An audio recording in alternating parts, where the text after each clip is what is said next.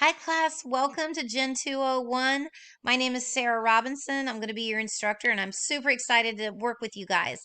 I wanted to give you a quick tour of the classroom to help you navigate. I'm not going to go into detail on how you do things because I'll have a video for each of those things, all right? Um, again, my name is Sarah Robinson. You are on the content page. So when you come to your classroom, when you click and come into the classroom, this is the page that you get. Sometimes right here, you'll get a big pop-up.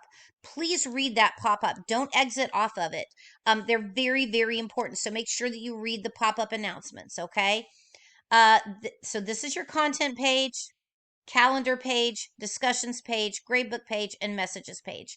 Let me scroll through this page first, and then I'll go to the other ones. I love right here, if you need to message me, you can click on this. You can also go to messages, but you can click on this. It's going to pop this up. It's going to come right to me. You can type in whatever your message is, come down here and hit send. If you do this, it'll also send an email to me. I suggest if it's something that you need me to answer right away to do that. That way, if I'm at work, it will come on my personal email. And when I get a chance to look at that, I can look at it and respond to you as soon as as possible. I am I'm going to close that. So that was how to just close that out. I'm a full-time teacher.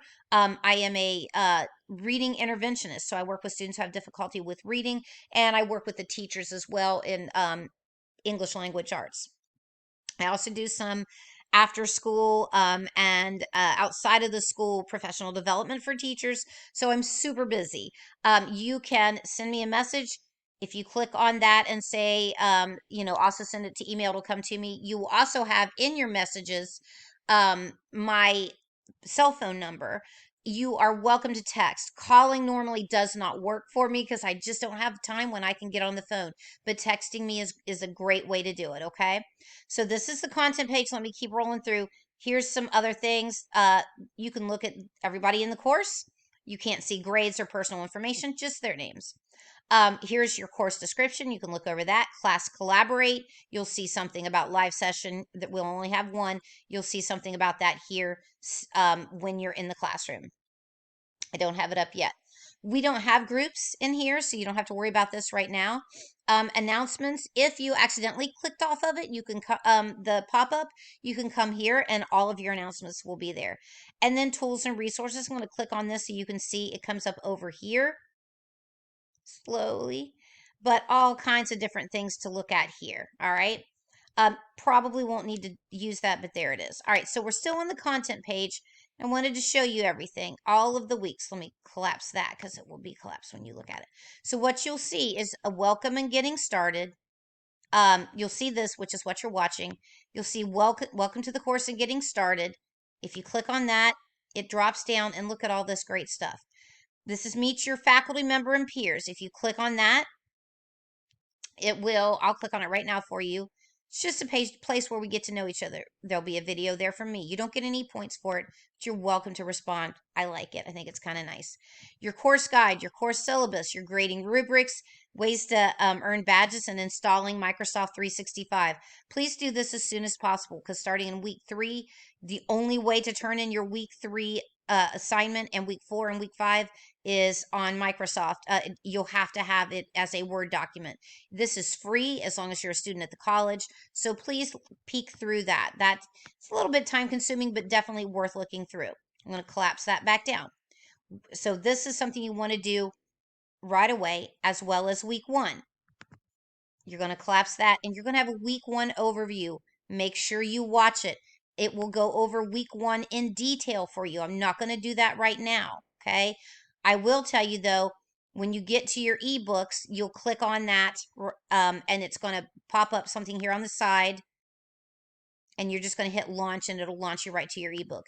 You will see more of that in your week 1 overview. So I'm not going to go over that now, but it's the same for every week. So for week 1, you've got your overview to watch, an interactive overview to do. But this is just how to use your ebook. This is your ebook reading and practice questions. And then this is your discussion that you'll need to do. I'll go over that more again in the week 1 overview. Week 2, a little less to do. So week 2 gives you a chance to take a breath.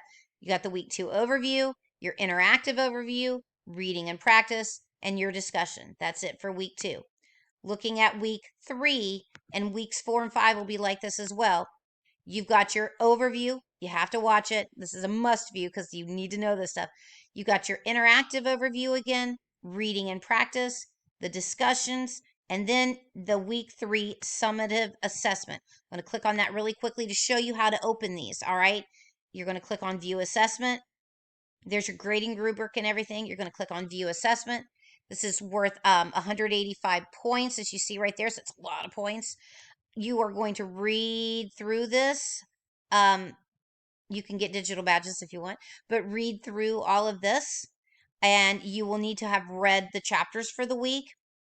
And if you are ready to work on it, or if you're just wanting to look at it, you're going to click right here. It says complete each section of the decision making and communication workshop, and you can look at your assessment rubrics. But I'm going to click on, or worksheet, sorry, I'm clicking on it. Notice it downloaded the worksheet for me. It's not going to do this if you don't have 365, Office 365 already downloaded and ready to go. All right, so please make sure that you have that before you attempt this. I'm going to open this up. It's a little slow. And guys, while this is happening, if you have difficulties with this, I can't help you. Please contact tech support. They are amazing. All right, now for me, I can only view this. I do not have permission to edit, okay? I'm going to click on Enable Editing so that I can start writing on it. And now I can write on it, okay? Here's the worksheet. Awesome, awesome, awesome.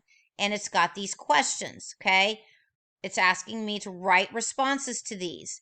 Now, you can do this however you see fit. A lot of people like to just pop under here and start with their questions. So, how would you approach the problem in the scenario?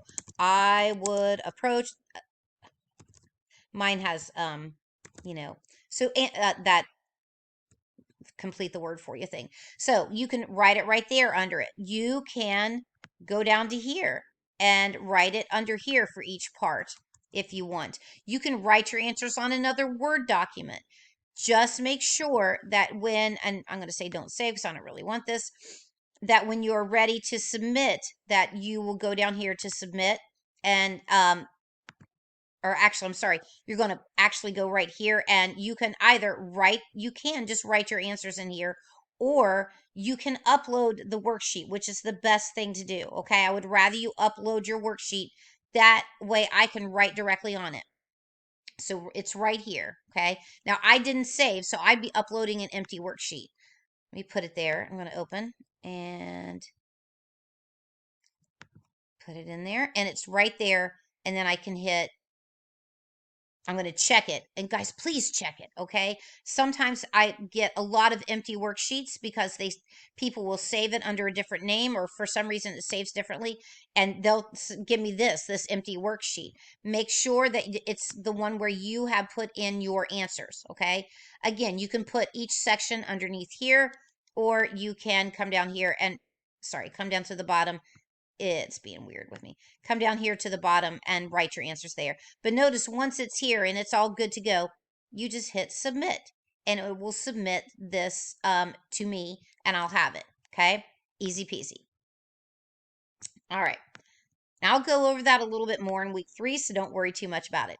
Here's week 4, pretty much like week 3. Week 4 is going to take more time, guys. Please be ready for that. You're going to be using the university library and databases and looking for peer-reviewed sources. So be ready for week 4 to take a little more time. And then here is week 5. So they're all pretty much the same, except week 5 has an end-of-course survey. So they're all basically the same. The weeks 3, 4, and 3. Sorry, I hate when my computer does that. I did not mean to do that either, guys. Sorry. Weeks 3, 4, and 5 are pretty much the same, right? Weeks 1, 2, and 1 and 2 are similar, but for every week you will have something to read, practice questions at the end of the reading, and that is for a grade. You will have discussions every single week. Weeks 3, 4, and 5, you will also have a worksheet to complete. You will never have to write an essay, but you will have worksheets to complete, okay? So that's the content page. That's everything on this page. And I know this is long, but I wanted to go over it with you and make sure you feel comfortable. This is your calendar. I like to put it on monthly. Okay, it makes it easier for me, but you don't have to. I do want to show you something because this is a schedule. I want to look for my due dates. Oh, look, everything's due on Tuesday. No, guys, everything's due Monday at midnight, Arizona time. Let me say that again. Everything is due Monday at midnight, Arizona time. Monday at midnight. Monday at midnight. Tell yourself that and you'll never be late, okay? I am on the Eastern Standard. I am in Eastern Standard time zone.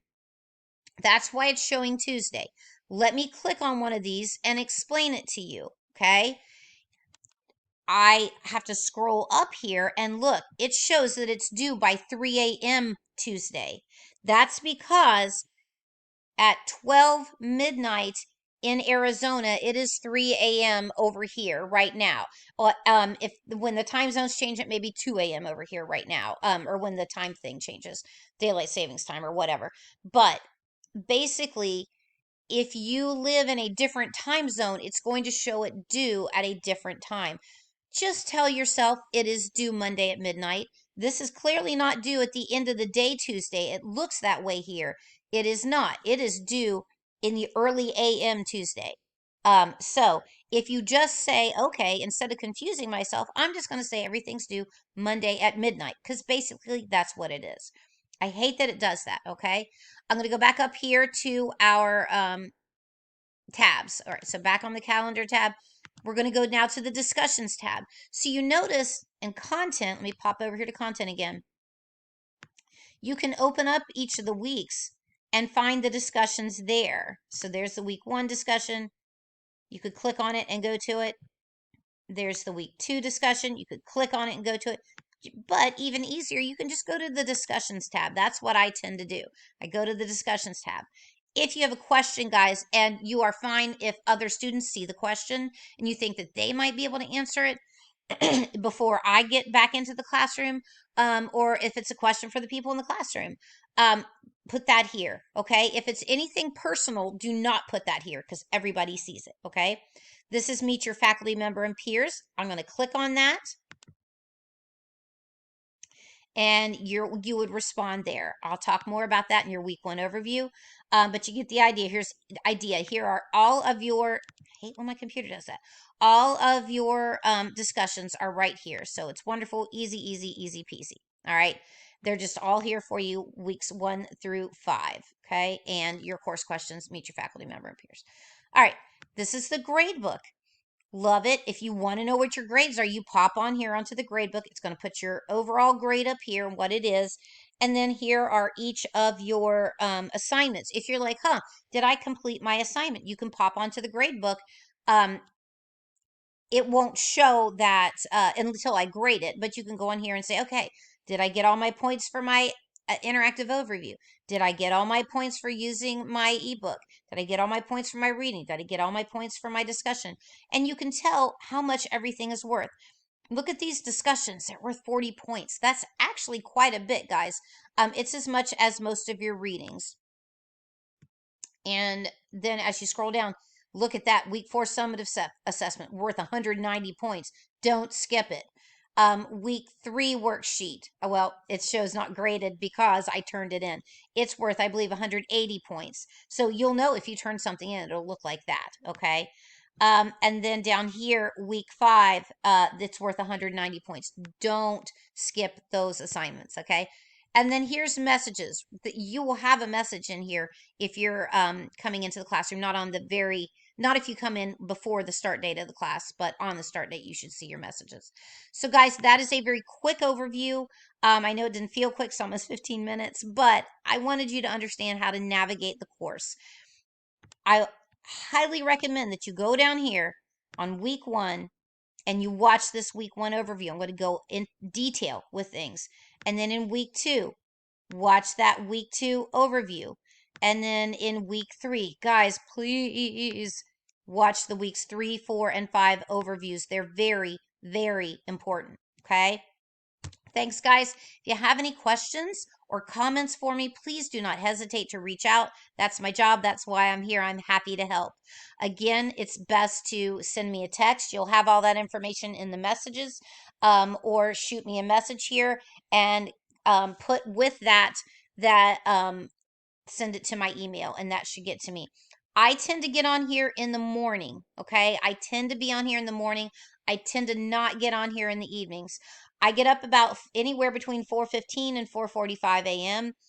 So I may get on there then, or it may be as late as 8 o'clock in the morning. So I'm up really early, but I'm normally trying to do my workout or take care of some other stuff.